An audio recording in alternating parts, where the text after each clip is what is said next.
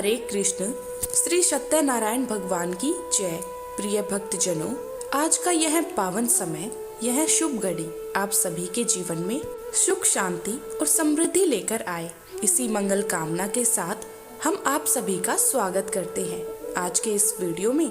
और आज हम आपको सुनाने जा रहे हैं करुणा और सागर सत्य के स्वरूप भगवान श्री हरि के चरित्र, चारों युगों में भक्तों की लाज रखने वाले श्री सत्यनारायण भगवान की अलौकिक कथा। यह वही कथा है जिसे श्रद्धा और विश्वास के साथ सुनने मात्र से दरिद्रता दूर हो जाती है, संकट कट जाते हैं और जीवन में फिर से खुशियां भर जाती हैं। प्रिय श्रोता, आज आप सभी के मन में श्री सत्यनारायण भगवान का ध्यान करके कथा का पूर्ण रूप से श्रवण कीजिए। श्री सत्यनारायण व्रत कथा का प्रथम अध्याय। महामुनि ऋषि वेद व्यास जी ने कहा, बहुत समय पहले नैमिषारण्य तीर्थ में शौनक आदि 88,000 ऋषियों ने पुराण वेदता श्री सूत जी महाराज से पूछा, हे सूत जी, इस कलयुग में वेद विद्या रहित मानवों को ईश्वर भक्ति किस प्रकार मिलेगी और उनका उद्धार कैसे होगा? हे मुनि श्रेष्ठ, कोई ऐसा व्रत अथवा तप बताइए जिसके करने से थोड़े ही समय में पुण्य प्राप्त हो और मनोवांछित फल भी मिले। ऐसी कथा सुनने की हमारी बहुत इच्छा है। इस प्रश्न पर शास्त्रों के ज्ञाता श्री सूत जी ने कहा, हे वैष्णवों, मैं पूज्य आप सभी ने प्राणियों के हित और कल्याण की बात पूछी है।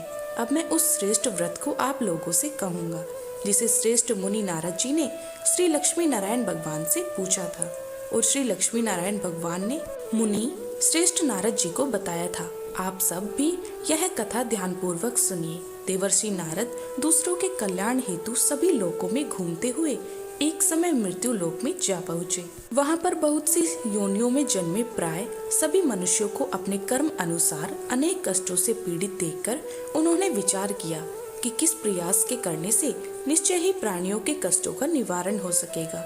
मन में ऐसा विचार करके श्री नारद जी विष्णु लोक हो गए।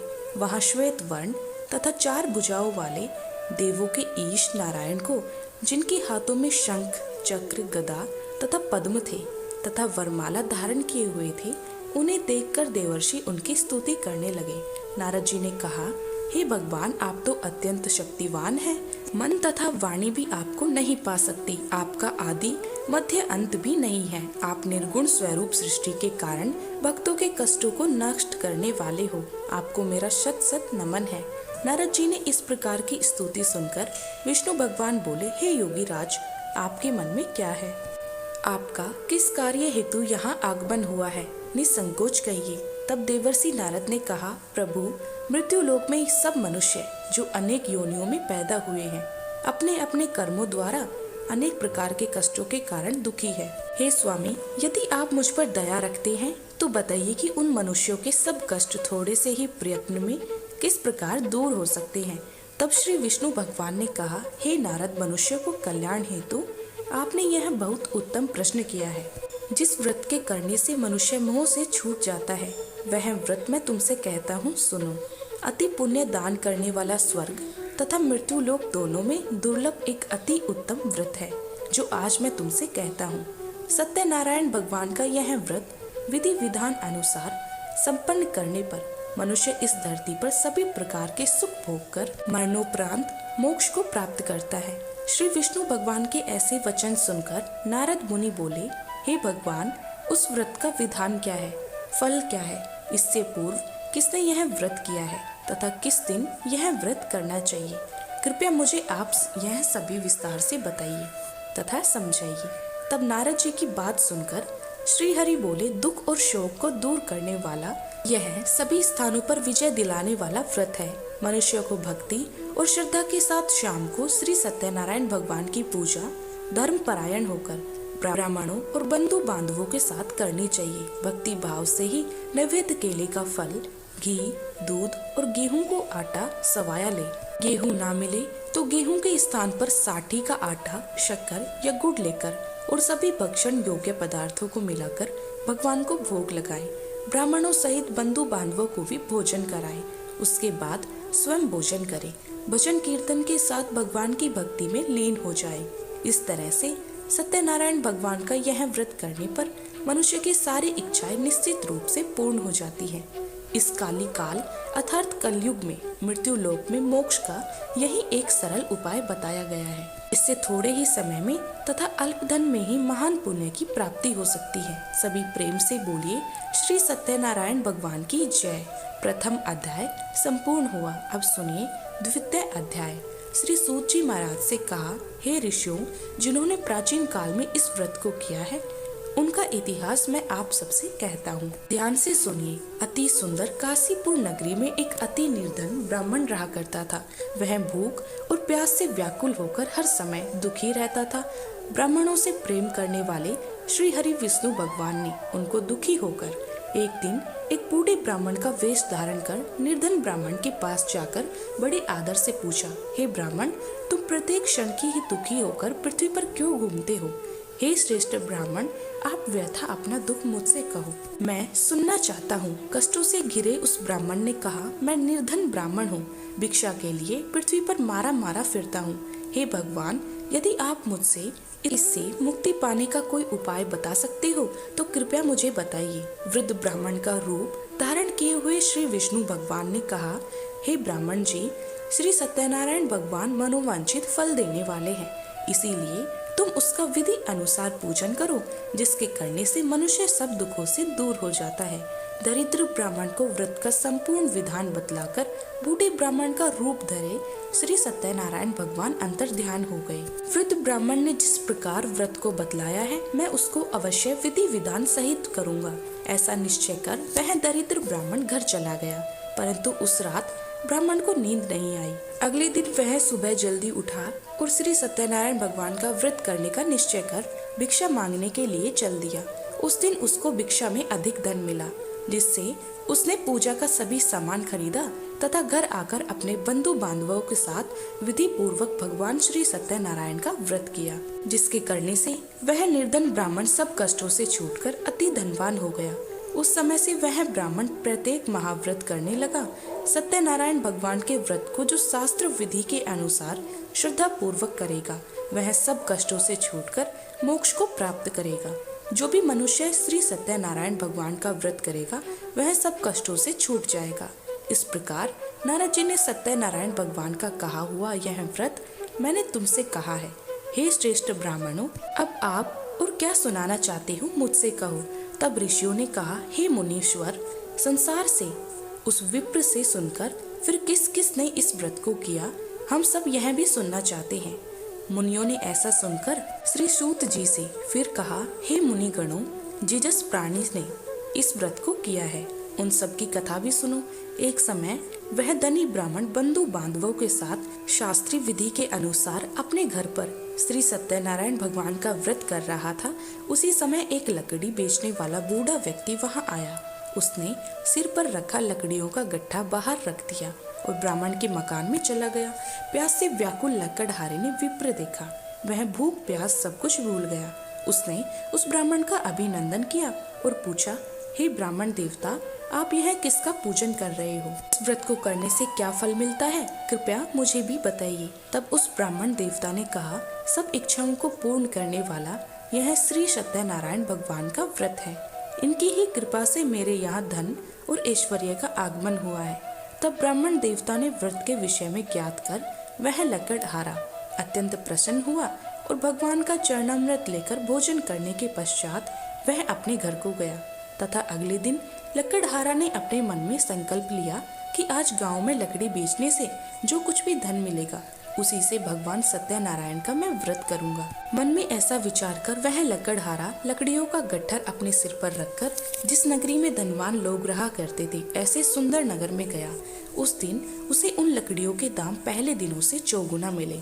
तब वह बूढ़ा लकड़हारा बहुत प्रसन्न होकर पके केले, शक्कर, शहद, घी, दूध, दही और गेहूं का चूर्ण इत्यादि श्री सत्यनारायण भगवान के व्रत की सभी सामग्री लेकर अपने घर गया। फिर उसने अपने बंधु बांधवों को बुलाकर विधि विधान के साथ भगवान का पूजन एवं व्रत किया। उस व्रत के प्रभाव से वह बूढ़ा लकड़हारा धन धान्य से युक्त हुआ तथा संसार के समस्त सुख भोग कर वैकुंठ लोक को चला गया। सभी प्रेम से बोलिए श्री सत्यनारायण भगवान की जय। इस प्रकार कथा का द्वितीय अध्याय पूरा हुआ। अब सुनिए तृतीय अध्याय। श्री सूत जी बोले, हे श्रेष्ठ मुनियों, अब मैं आगे की कथा कहता हूँ। प्राचीन काल में उल्कामुख नाम का एक महान ज्ञानी राजा था। वह जितेंद्र एवं सत्य वक्ता था। प्रतिदिन मंदिरों में जाता और निर्धनों को धन देकर उनके दुख दूर करता था। उसकी पत्नी कमल के समान सुंदर मुख वाली और सती साध्वी थी। एक दिन भद्रशिला नदी के तट पर वे दोनों विधि विधान सहित श्री सत्यनारायण भगवान का व्रत और पूजन कर रहे थे। उस समय वहाँ साधु नामक एक वेश्य आया। उसके पास व्यापार के लिए बहुत सारा धन था। वह वेश्य अपनी नाव को नदी किनारे पर ठहराकर राजा के पास आया। राजा को व्रत करते हुए देखकर उसने विनम्रता पूर्वक पूछा, हे राजन, यह आप क्या कर रहे हैं? मेरी सुनने की इच्छा है। कृपया आप सब मुझे भी बताइए। महाराज उल्कामुख ने कहा, हे साधु वेश्य, मैं अपने बंधु बांधवों के साथ पुत्र की प्राप्ति के लिए सत्यनारायण भगवान का व्रत और पूजन कर रहा हूँ। राजा के वचन सुनकर साधु नामक वेश्य ने आदर से कहा, हे राजन, मुझे भी इसका संपूर्ण विधि विधान बताइए। मैं भी आपके कहे अनुसार इस व्रत को करूँगा। मेरी भी कोई संतान नहीं है और मुझे विश्वास है कि इस उत्तम व्रत को करने से अवश्य ही मुझे भी संतान होगी। तब राजा से व्रत के सारे विधान सुनकर व्यापार से निवृत्त होकर वह वेश्या सुख पूर्वक अपने घर को गया। अपनी पत्नी को संतान देने वाले उस उत्तम व्रत के विषय में बताया और संकल्प लिया कि जब मेरे यहाँ संतान होगी तब मैं इस व्रत को करूँगा।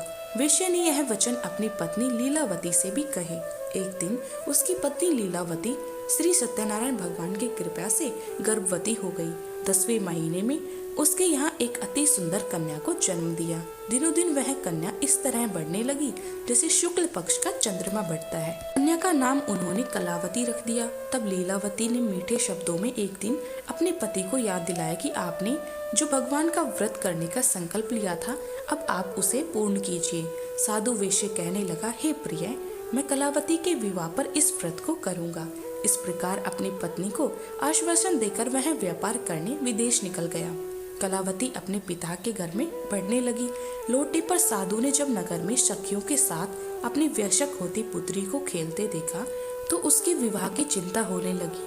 तब उसने एक दूत को बुलाकर कहा कि उसकी पुत्री के लिए कोई सुयोग्य वर देखकर लाए। दूत साधु नामक वेश्या की आज्ञा पाकर कंचन नगरी पहुंचा तथा देखभाल कर वेश्या की कन्या के लिए एक सुयोग्य वर्णिक पुत्र को ले आया।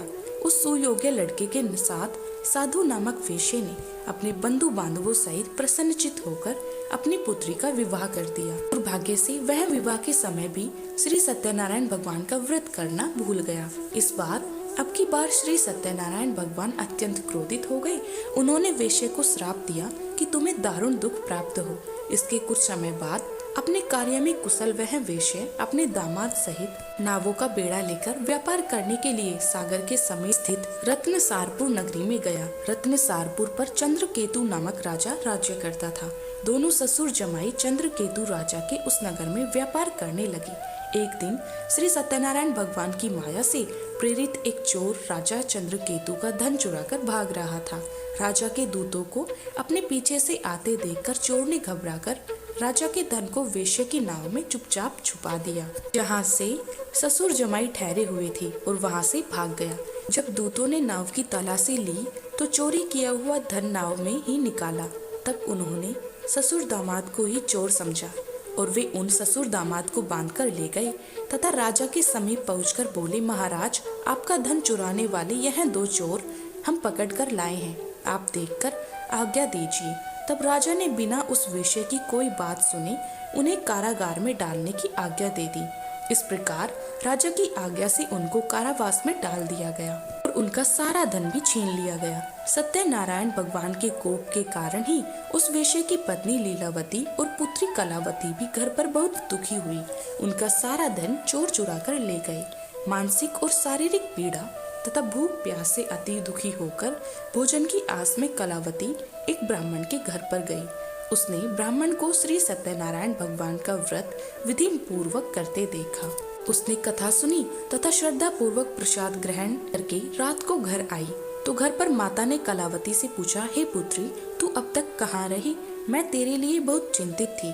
माता के शब्द सुनकर कलावती कहने लगी, हे माते, मैं एक ब्राह्मण के घर पर श्री सत्यनारायण भगवान का व्रत होते देखने लग गई थी और मेरी भी उस उत्तम व्रत को करने की इच्छा है। माता ने कन्या के वचन सुनकर सत्यनारायण भगवान के पूजन की तैयारी की। उसने बंधुओं सहित श्री सत्यनारायण भगवान का पूजन और व्रत किया तथा वर मांगा कि मेरे पति और दामाद शीघ्र ही घर लौट आए।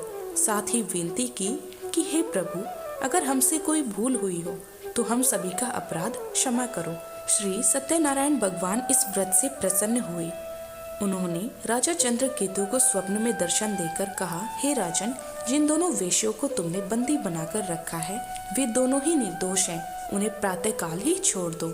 उन सबका धन जो तुमने अधिग्रहित कर लिया है उनका लौटा देना, नहीं तो मैं तुम्हारा राज्य, धन, पुत्र आदि सब कुछ नष्ट कर दूंगा। राजा ने ऐसे वचन कहकर भगवान अंतर ध्यान हो गए। इसके बाद प्रातःकाल राजा चंद्रकेतु ने दरबार में सबको अपना स्वप्न सुनाया तथा सैनिकों को आज्ञा दी उन वेश्यों को कारागार से मुक्त करके दरबार में लेकर आया जाए। दोनों ने आते ही राजा को प्रणाम किया। तब राजा ने कोमल वचनों से कहा, हे महानुभावों, तुम्हें अज्ञानतावश ऐसा कठिन दुख प्राप्त हुआ है। अब कोई भय नहीं है, तुम मुक्त हो। इसके बाद राजा ने उनको नए वस्त्र आभूषण पहनाए तथा उनका जितना धन लिया था उससे दोगुना लौटाकर आदर सहित विदा कर दिया। इस प्रकार दोनों वेश्या अपने घर को चल दिए। सभी प्रेम से बोलिए, सत्यनारायण भगवान की जय। इस प्रकार सत्यनारायण व्रत का तीसरा अध्याय पूर्ण हुआ। अब सुनिए चौथा अध्याय। श्री सूत जी ने आगे कहा, वेश्या ने यात्रा आरंभ की और अपने नगर को चल पड़ा। उनके थोड़ी दूर आगे बढ़ने पर दंडी वेशधारी श्री सत्यनारायण भगवान ने उनकी परीक्षा लेने हेतु उनसे पूछा, हे वेश्या, तेरी नाव में क्या है? अभिमानी बड़ी खांसता हुआ बोला, हे दंडी, आप क्यों पूछते हैं? क्या धन लेने की इच्छा है? मेरी नाव में तो बेल के पत्ते भरे हैं। वेश्या ने ऐसे वचन सुनकर दंडी वेशधारी श्री सत्यनारायण भगवान बोले, तुम्हारा वचन सत्य हो। ऐसा कहकर वे वहां से चले गए और कुछ दूर जाकर समुद्र के तट पर बैठ गए। दंडी महाराज के जाने के बाद वेश्या ने नित्य क्रिया से निवृत्त होने के बाद नाव को ऊंची उठी देखा तो हैरान हो गए और नाव में बेल पत्ते आदि देखकर वह मूर्छित होकर धरती पर गिर पड़ा। मूर्छा खुलने पर वह शोक करने लगा। तब उसके दामाद ने कहा, आप शोक मत कीजिए, यह सब दंडी महाराज का ही श्राप है। अतः हमें उनकी ही शरण में चलना चाहिए, वही हमारे दुखों का अंत करेंगे। अब दामाद के वचन सुनकर वह वेश्या दंडी भगवान के पास पहुंचा और अत्यंत भक्ति भाव से पश्चाताप करते हुए बोला, मैंने जो आपसे असत्य वचन कहे थे उनके लिए मुझे क्षमा कीजिए। ऐसा कहकर वह शोकाकुल होकर रोने लगा। तब दंडी भगवान बोले, हे वणिक पुत्र, मेरी आज्ञा से ही बार बार तुझे दुख कष्ट प्राप्त हुआ है। तू मेरी पूजा से विमुख हुआ है, तूने अपने संकल्प को भुलाया है। तब उस वेश्या ने कहा, हे भगवान, आपकी माया तो ब्रह्मादि देवता भी नहीं जान पाते, तब मैं मूर्ख भला कैसे जान सकता हूँ। अब आप प्रसन्न होइए, मैं आपकी क्षमता के अनुसार आपका पूजन करूंगा। आप मेरी रक्षा कीजिए तथा मेरी नौका को पहले ही की तरह धन से परिपूर्ण कर दीजिए। उसकी भक्ति से परिपूर्ण वचन सुनकर श्री सत्यनारायण भगवान प्रसन्न हो गए और उसकी इच्छा अनुसार वर देकर अंतर ध्यान हो गए। तब ससुर और दामाद दोनों नाव पर आकर देखा तो नाव धन से भरी हुई थी। फिर वह विधि विधान से भगवान सत्यनारायण भगवान का पूजन करके साथियों सहित अपने नगर को चला। तब वह अपने नगर के निकट पहुंचा। तब उसने एक दूत को अपने घर पर भेजा। दूत ने साधु वेश्या के घर जाकर उसकी पत्नी को नमस्कार किया और कहा, आपके पति और जमाता सहित इस नगर में समीप आ गए हैं। लीलावती और उसकी पुत्री कलावती उस समय सत्यनारायण भगवान का पूजन कर रही थी। दूत का वचन सुनकर साधु की पत्नी ने बड़ी प्रसन्नता के साथ श्री सत्यनारायण भगवान का पूजन पूर्ण किया और अपनी पुत्री से कहा, पुत्री, मैं अपने पति के दर्शन करने को जा रही हूँ, तू भी पूजन पूर्ण करके शीघ्र आ जाना। लेकिन कलावती पूजन प्रसाद को अधूरा ही छोड़कर अपने पति के दर्शन करने के लिए चल पड़ी। पूजन और प्रसाद की अवज्ञा के कारण सत्यनारायण भगवान ने रुष्ट होकर उसके पति को नाव सहित पानी में डुबो दिया। कलावती अपने पति को ना पाकर रोती हुई विलाप करती हुई भूमि पर गिर पड़ी। नौका को डूबा हुआ तथा अपनी पुत्री को रोता हुआ देखकर साधु नामक वेश्या दविद्र होकर बोला, हे प्रभु, मुझसे या मेरे परिवार से अज्ञानतावश जो अपराध हुआ है उसे क्षमा कीजिए। उनके ऐसे वचन सुनकर सत्यनारायण भगवान प्रसन्न हो गए। तभी आकाशवाणी हुई, हे वेश्य, तेरी पुत्री मेरा प्रसाद छोड़कर आई है, इसीलिए इसका पति अदृश्य हुआ है। यदि यह घर जाकर प्रसाद ग्रहण करके लौटे तो इसे इसका पति अवश्य मिलेगा। आकाशवाणी सुनकर कलावती ने घर पहुंचकर प्रसाद ग्रहण किया और इसके बाद आकर अपने पति को पूर्ण रूप में पाकर वह अति प्रसन्न हुई। तब उसके अपने पति के दर्शन किए। इसके बाद साधु वेश्या ने वही बंधु बांधवों सहित सत्यनारायण भगवान का विधि पूर्वक पूजन किया। वह इस लोक के सभी सुखों को भोगकर अंत में मोक्ष को प्राप्त हुआ। श्री सत्यनारायण भगवान की जय। इस प्रकार सत्यनारायण भगवान का व्रत का चतुर्थ अध्याय पूर्ण हुआ। अब सुनिए पांचवा और अंतिम अध्याय। श्री सूत जी महाराज बोले, हे ऋषिगणों, अब मैं एक और कथा कहता हूँ, आप सभी ध्यान से सुनो। सदा प्रजा के लिए चिंतित तुंगध्वज नाम का एक राजा था। उसने श्री सत्यनारायण भगवान का प्रसाद त्याग कर बहुत कष्ट पाया। एक बार राजा वन में वन्य पशुओं को मारकर बड़ के वृक्ष के नीचे आया। वहां उसने ग्वालों को भक्ति भाव से बंधु बांधवों सहित श्री सत्यनारायण भगवान का पूजन करते देखा। परंतु राजा यह सब देखकर भी अभिमानवश ना तो वहां गया और न ही उसने सत्यनारायण भगवान को नमस्कार किया। तब ग्वालों ने भगवान का प्रसाद सामने रखा तो वह प्रसाद को भी छोड़कर अपने नगर को चला गया। उधर नगर में पहुंचकर उसने देखा कि उसका तो सारा राज्य ही नष्ट हो गया है। वह समझ गया कि यह सब भगवान सत्यदेव ने ही रुष्ट होकर किया है। तब वह वन में वापस आया और ग्वालों के समीप जाकर विधि पूर्वक पूजन करके प्रसाद ग्रहण किया। तो श्री सत्यनारायण भगवान की कृपा से सब कुछ पहले की तरह ही समान हो गया। तब दीर्घ काल तथा सुख भोग कर मरने के बाद वह मोक्ष को प्राप्त हुआ। जो मनुष्य इस श्रेष्ठ दुर्लभ व्रत को करेगा, श्री सत्यनारायण भगवान की कृपा से उसे धन दाने का कोई भी अभाव नहीं होगा। निर्धन धनी हो जाएगा और बंदी बंधनों से मुक्त होकर निर्भय हो जाता है। संतानहीन को संतान प्राप्त हो जाती है तथा समस्त इच्छाएं पूर्ण कर अंत में वह वैकुंठ लोक को हो जाता है। अब उनके विषय में भी जानिए जिन्होंने इस व्रत को किया है। अब उनके दूसरे जन्म में जो हुआ उसकी भी कथा सुनिए। शतानंद नामक वृद्ध ब्राह्मण ने सुदामा के रूप में जन्म लेकर श्री कृष्ण की भक्ति और सेवा करके वैकुंठ लोक को प्राप्त किया। उल्का मुख नामक महाराज का राजा दशरथ के रूप में जन्म हुआ तथा वह श्री रंगनाथ भगवान का पूजन कर मोक्ष को प्राप्त हुए। साधु नाम के वेश्य ने धर्मात्मा तथा सत्य प्रतिज्ञ राजा मोरध्वज बनकर अपने ही पुत्र को ओर से चीरकर वैकुंठ धाम प्राप्त किया। महाराज तुंगध्वज स्वयंभू मुनि बने तथा उन्होंने बहुत से लोगों को भगवान की भक्ति में लीन कराकर वैकुंठ लोक को प्राप्त किया। वह लकड़हारा अपने अगले जन्म में गुह नामक निषाद राजा बना, जिसने भगवान श्री राम के चरणों की सेवा कर अपने सभी जन्मों का उद्धार कर लिया। इस प्रकार श्री सत्यनारायण व्रत का पांचवा अध्याय और अंतिम अध्याय पूर्ण हुआ। सभी प्रेम से बोलिए श्री सत्यनारायण भगवान की जय। इसी के साथ श्री सत्यनारायण भगवान की पावन कथा पूर्ण होती है। यदि यह कथा आपके मन को भक्ति से भर गई हो तो श्री नारायण के नाम पर चैनल को सब्सक्राइब करें और कथा को दूसरों तक अवश्य पहुंचाएं। कमेंट में जय श्री हरि जरूर लिखें और वीडियो को लाइक व शेयर करें। ऐसे ही भक्ति भरे वीडियो के लिए हमारे साथ जुड़े रहें। जय श्री राम। राधे राधे।